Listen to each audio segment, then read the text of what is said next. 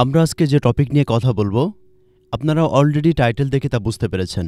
আমরা কম্পিউটার ব্যবহার করতে করতে আমাদের মনের অজান্তে ভুলবশত অনেক সময় আমাদের যে টাস্ক বার যেটা থাকে এটা রোটেট হয়ে যায়, চলে যায় লেফটে, রাইটে অথবা আপ ডাউনে। সাধারণত আমাদের তো থাকে ডাউনে থাকে।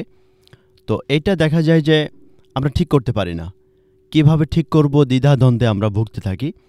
তো এটা কিন্তু খুব সহজ একটা বিষয় যে আমি যদি সহজ ভাষায় বলি তাহলে আপনারা এক ক্লিকেই কিন্তু বিষয়টা সমাধান করতে পারেন।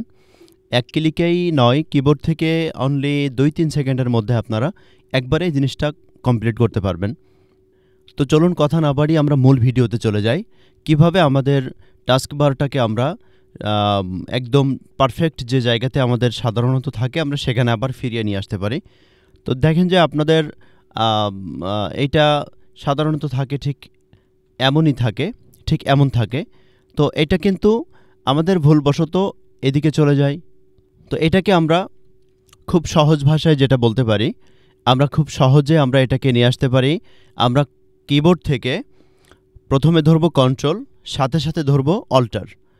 কন্ট্রোল অল্টার ধরার পরে আমরা কিবোর্ডের যে লেফট, রাইট, আপ ডাউন যে ইয়েগুলো রয়েছে, কিবোর্ড রয়েছে যেখানে, আমরা এইখানের যে 4টা অপশন রয়েছে, এই 4টা অপশনের মাধ্যমে কিন্তু আমরা আমাদের ইয়েটাকে জায়গা নিয়ে আসতে পারি।